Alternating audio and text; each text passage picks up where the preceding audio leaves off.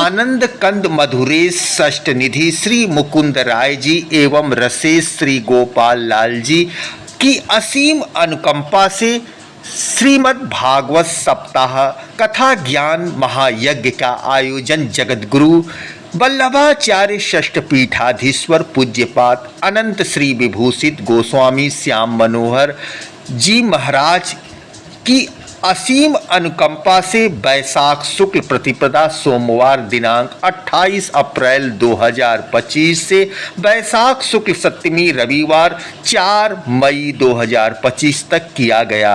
व्यासपीठ पर सुमधुर कथावाचक परम आदरणीय श्री विशंभर पाठक शास्त्री जी विराजमान होकर अपराह्न 3 बजे से सायं 7 बजे तक कथा का अमृत रसास्वादन करा रहे थे। दिनांक 4 मई 2025 रविवार को सायंकाल पूज्यपाद महाराज श्री के भी आशीर्वाद प्राप्त हुए। पवित्र आयोजन वाराणसी शहर के अग्रवाल समाज धर्मशाला नीची बाग वाराणसी में आयोजित किया गया। इसमें प्रधान जजमान थे छोटेलाल बावन दास परिवार। श्रीमद् भागवत क्या है? पुराण का अर्थ है जो प्राचीन होते हुए भी नवीन बना हुआ है। पूरा अपि नवम इति प्रमाणम। पुराण में 5 लक्षण होते हैं, परंतु श्रीमद् भागवत पुराण नहीं अपितु महापुराण है जो सर्गादि 10 लक्षणों से युक्त है तथा सभी पुराणों का सम्राट है। गायत्री का महाभाष्य जिसमें वृत्तासुर के वध की कथा है। जीवन जीने की एक अद्भुत शैली को बताते हुए यह महापुराण वैष्णव का मुकुटमणि बना है। भगवान श्री कृष्ण का शब्दमय विग्रह आध्यात्मिक रस की अलौकिक प्याऊ असंतोष जीवन को शांति प्रदान करने वाला दिव्य अमृत रस है, या ये कहिए नर को नारायण बनाने वाली दिव्य चेतना है। श्रीमद् भागवत महापुराण, इसमें 12 स्कंद 335 अध्याय एवं 28,000 श्लोक हैं। इसे श्रीमद् भागवत या केवल भागवत भी कहते हैं। ज्ञान भक्ति और वैराग का यह महाग्रंथ श्रीमद् भागवत महापुराण में भगवान नारायण के अवतारों का ही वर्णन है। इस प्रकार की लीला की और कहां से हम सबकी रक्षा की।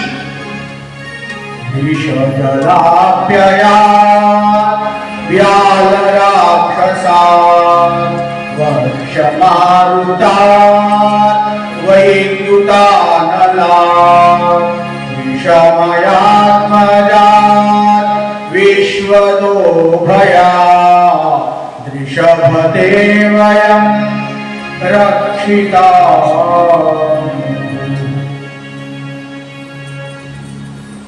इन गोपियों ने कहा, देखो श्याम सुंदर,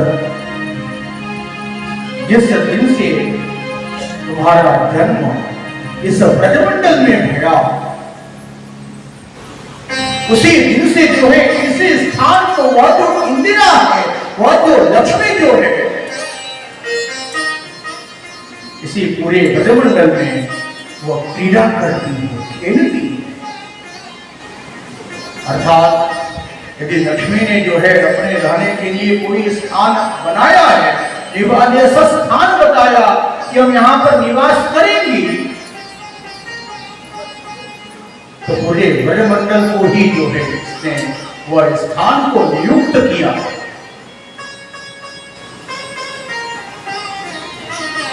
हे श्याम सुंदर, तुम्हारे जो चरणारविंद हैं, तुम्हारे चरणारविंद किस प्रकार के हैं? ऐसे हैं तो सारे प्रकार के तापों को ये नष्ट करने वाले, समाप्त करने वाले, ऐसी है तुम्हारी चरणारविंद। और तुमने वह जो इंद्र जो हम सबके ऊपर जो कुपित हो गया था, कुपित होकर जो वर्षा करा रहा वर्षा से भी रक्षा कराई, वो भवंडर के रूप में जो दैत्य आया था, उस भवंडर से भी जो है हम सबकी रक्षा कर। हम सब अग्नि के प्रकोप में आ गए थे, जल रहे थे, उस अग्नि से भी जो है तुमने ही रक्षा कराई। और मुझे मालूम है कि तुम धर्म की स्थापना के लिए, दुष्टों के संहार के लिए जो है तुम्हारा प्रागट्य हुआ इस यदुकुल में, जो कि श्रेष्ठ कुल है, उस श्रेष्ठ कुल में तुमने अवतार को धारण किया, मुझे ये भी मालूम है।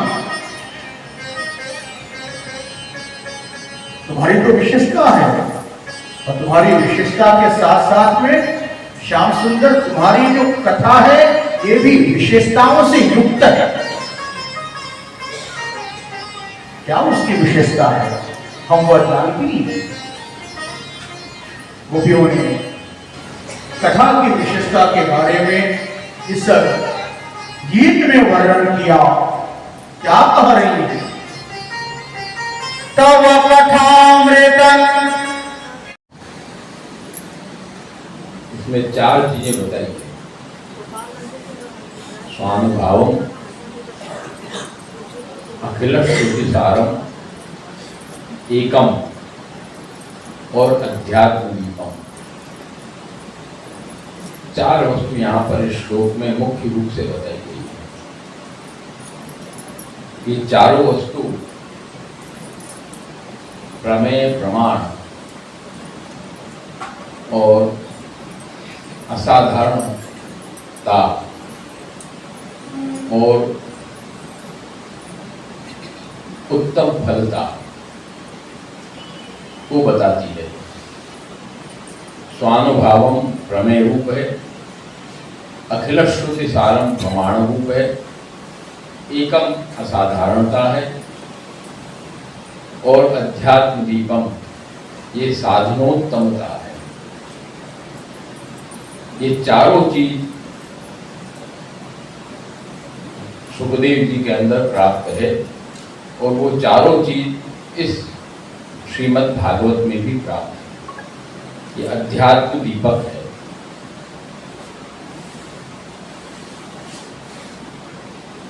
स्वानुभावम ये प्रमेय रूपता है। श्रीमद् भागवत साक्षात प्रभु का स्वरूप है और साक्षात भगवत स्वरूप का ही इसमें वर्णन है। और अखिल श्रुति सारम ये जितना भी वर्णन है ये संपूर्ण वेदों से प्रमाणित है। और एकम ये असाधारण है, किसी अन्य पुराणों में नहीं है और इसलिए इसकी साधनोत्तमता है कि अध्यात्म दीपम। ऐसा जो पुराण है वो तमोंधम अतितीक्षताम, जो संसार रूपी अंधकार का गड्ढा है उसको पार करने के लिए करुणया बहुत कृपा करके आह सुखदेव जी ने कहा। क्या कहा कि पुराण गुह्यम, यहाँ गुह्य शब्द का प्रयोग है। ये पुराण गुह्य है।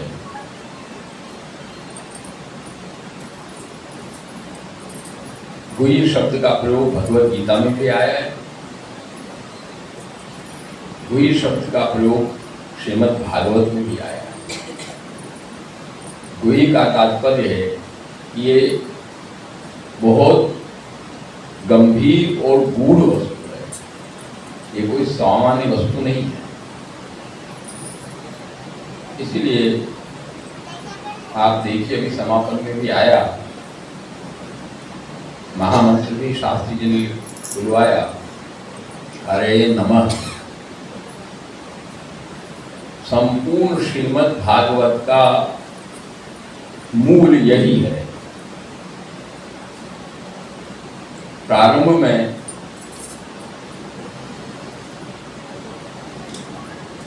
सत्यम परम धीमहि आया। प्रथम श्लोक अभी शास्त्री जी ने कहा, जन्माद्यस्य यतोन्मयादितरतः चार्थेषु विज्ञस्वराट् तेने ब्रह्महृदाय आदि कवे मुह्यन्ति यः सूरयः तेजो वारि मृदाम यथा विनिमयो यत्र सर्वोंषा धाम्ना स्वेन सदा निरस्तकुहकं सत्यम परम धीमहि। यहाँ किसी भी भगवान के नामोल्लेख का उल्लेख नहीं है। प्रारंभ में सत्यम परम धीमी इतना ही उल्लेख है,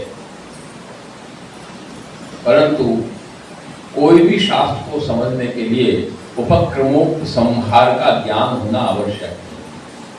उपक्रम क्या है उसका, और उसका उपसंहार क्या है। उपक्रम और उपसंहार जहां एक हो वही उस शास्त्र का अभिधेय है, उस शास्त्र का तथ्य है, उस शास्त्र का लक्ष्य है। जैसे श्रीमद् भगवद गीता, श्रीमद् भगवद गीता को कई लोग ज्ञान का भी शास्त्र कहते हैं, कई लोग कर्म का भी कहते हैं, परंतु भगवद गीता न ज्ञान का है न कर्म का है। भगवद गीता भक्ति शास्त्र है। कर्म ज्ञान उसके अंग रूप में प्राप्त होते हैं, परंतु शुद्ध भक्ति शास्त्र है, क्योंकि उसका उपक्रम भी भक्ति है और उसका उपसंहार भी भक्ति है। उपक्रम क्या आया, शिष्यस्तेहं साधि मां त्वां प्रपन्नम। शरणागति, भगवत शरणागति इसका उपक्रम है और भगवत शरणागति इसका उपसंहार है। सर्वधर्मान् परित्यज्य मामेकं शरणं व्रज। इसी तरह से यहाँ पर भी सत्यम परम धीमहि, उस सत्य को मैं ध्यान करता हूँ। वो सत्य क्या है, यहाँ तो नाम दिया नहीं है, उसको हमको उपसंहार से समझना पड़ेगा कि श्रीमद् भागवत का समापन का श्लोक क्या आया कि नाम संकीर्तनम यस्य सर्व पाप प्रणाशनम प्रणामो दुख शमनम। तम देने की क्या आवश्यकता है, तम नमामि हरिम परम देने की क्या आवश्यकता है। प्रणामो दुख शमनम नमामि हरिम परम, इतने में ही सार्थकता हो जाती। पर ये ऐसा नहीं कहा, सुखदेव जी ने तम शब्द यहां पर लगाया। तम कम के तम वो कि जो प्रारंभ में बताया गया वही ये है। तम शब्द का ही कारण ये है कि जो प्रारंभ में हमने बताया सत्यम परम धीमी, वही ये है। तम नमामि हरिम परम। सामान्यतः अपने लौकिक व्यवहार में भी हम देखते हैं ना, वही हम किसी को कहीं कुछ देखते हैं, किसी व्यक्ति को, तो अपन क्या कहते हैं, अरे ये वही व्यक्ति है जिसको हमने वहां देखा था, ये वही व्यक्ति है। यहाँ भी उपसंहार में आया तम नमामि हरिम, अर्थात ये संपूर्ण शास्त्र श्रीमद् भागवत है, ये संपूर्ण भगवान हरि की लीला का ही वर्णन है। इसलिए इसका महामंत्र भी हरे नमः है। और इसलिए श्री वल्लभाचार्य चरण ने भी इसके 7 प्रकार से अर्थ किए हैं। श्रीमद् भागवत का एक अर्थ नहीं किया है आपने, 7 प्रकार से अर्थ किए हैं। शास्त्रे स्कंधे प्रकरणे ध्याये वाक्ये पदे क्षरे एकार्थम सप्तधा जानन अविरोधेन उच्चिते। 7 प्रकार से आपने श्रीमद् भागवत के अर्थ किए हैं। भागवत शास्त्र का अर्थ किया है, भागवत के प्रत्येक स्कंध का अर्थ किया है, भागवत के प्रत्येक प्रकरण का अर्थ किया है, भागवत के प्रत्येक अध्याय का अर्थ किया है, भागवत के प्रत्येक पद का अर्थ किया है और भागवत के प्रत्येक अक्षर का अर्थ किया है। 7 अर्थ आपने किए। उसमें शास्त्र का जो अर्थ है उसमें भी श्री आचार्य चरण आज्ञा करते हैं कि आनंद से हरे लीला शास्त्रार्थ, वहां भी हरि शब्द आया। वहाँ कृष्ण शब्द नहीं आया, वहाँ भी हरि शब्द आया। अर्थात संपूर्ण इस शास्त्र की जो भी लीला है वो भगवान हरि की लीला है, और भागवत भगवान हरि की लीला का ही वर्णन करता है। कहने का तात्पर्य कि वो श्रीमद् भागवत जिसके अंदर संपूर्ण वेद, संपूर्ण भगवत गीता, संपूर्ण ब्रह्मसूत्र सब इसके अंदर भरा है, उस श्रीमद् भागवत को इसीलिए श्री वल्लभाचार्य चरण ने इसको चतुर्थ प्रस्थान के रूप में ग्रहण किया। अन्य आचार्यों ने इसको चतुर्थ प्रस्थान के रूप में ग्रहण नहीं किया। आपके आचार्य शंकर ने ग्रहण नहीं किया, आचार्य रामानुज ने भी ग्रहण नहीं किया, आचार्य निम्बार्क ने भी ग्रहण नहीं किया, आचार्य मध्व ने भी ग्रहण नहीं किया, परंतु श्री वल्लभाचार्य चरण ने इसको चतुर्थ प्रमाण के रूप में ग्रहण किया।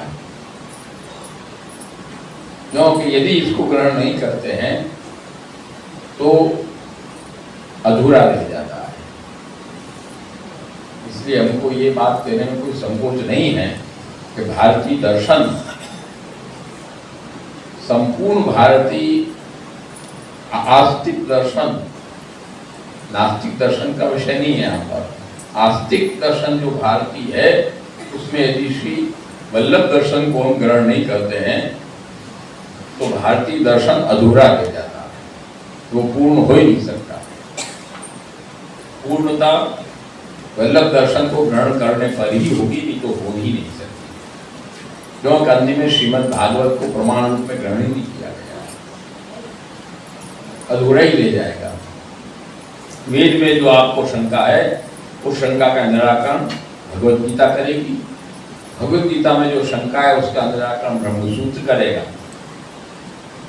और तीनों में जो शंका है उसका निराकरण श्रीमद् भागवत करेगी। संपूर्ण संशय का निराकरण श्रीमद् भागवत में ही है और कहीं पर भी नहीं।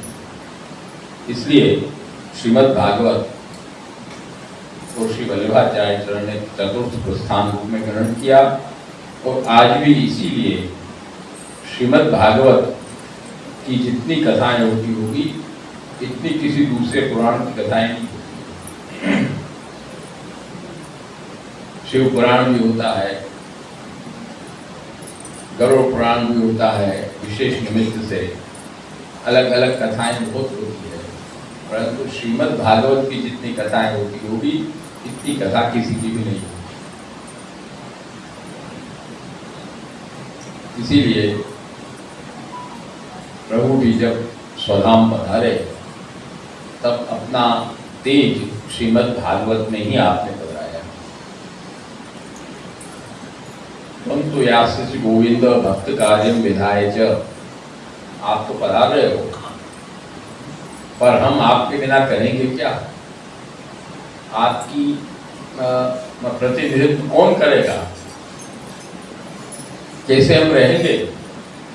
ये प्रश्न जब आया तब भगवान ने अपना जो तेज था वो श्रीमद् भागवत में बताया। तेने यम वांग्मयी मूर्ति प्रत्यक्षा वर्तते हरे, ये वांग्मय मेरी मूर्ति है, मेरा स्वरूप है, इसका सेवन करो। सेवनात् दर्शनात् पाठात्, क्या है?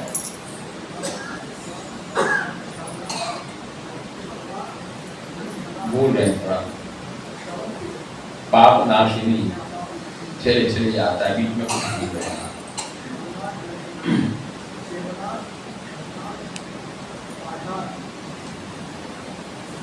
बोल रहे हैं थोड़ा बीच में, कोई शब्द भूला रहा है कि ये वांग्मयी स्वरूप श्रीमद् भागवत में आपने बताया। वही श्रीमद् भागवत भगवान का वांग्मय स्वरूप, जिसकी कथा आपने 7 दिन तक श्रवण किया।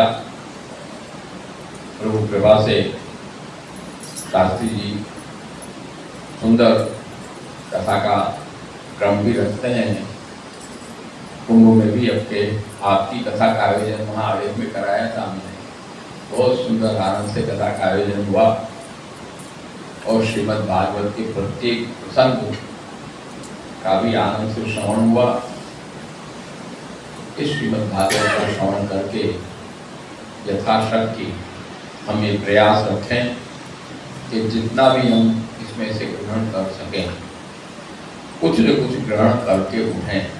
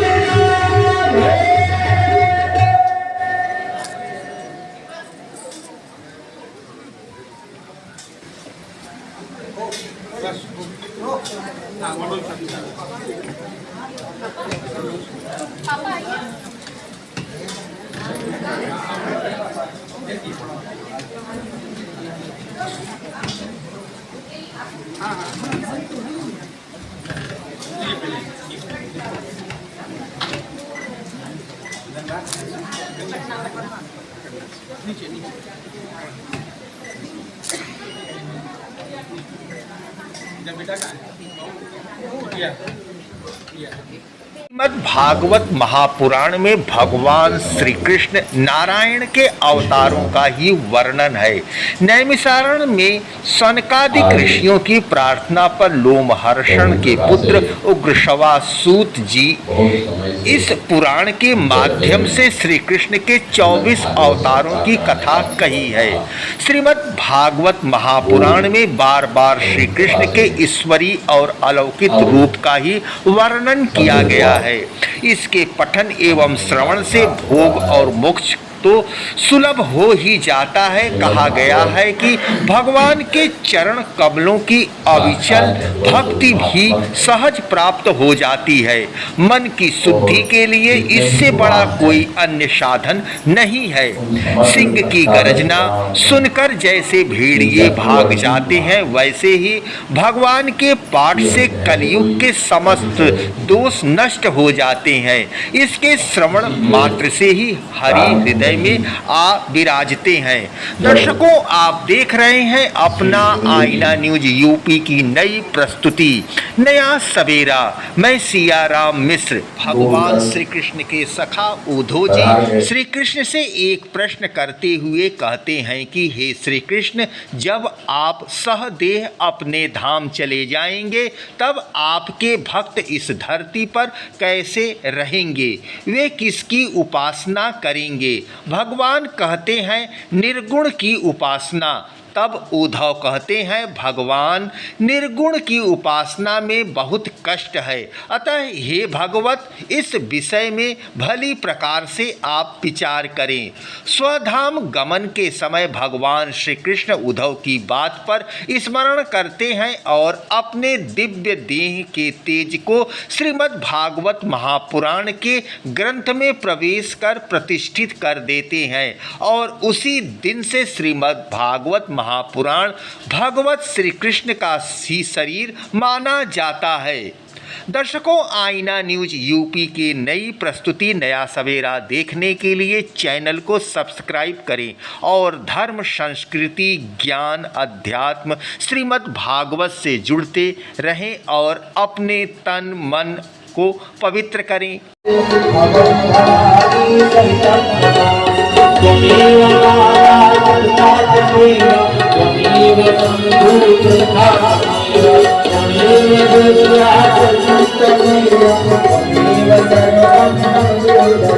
Hare